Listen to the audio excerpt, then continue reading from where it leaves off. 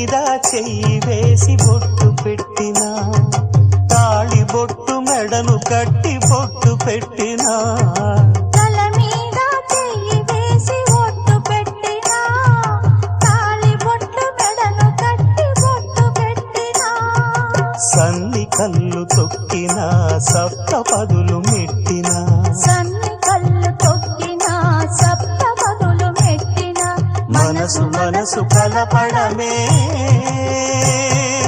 మంత్రం పరమార్థం.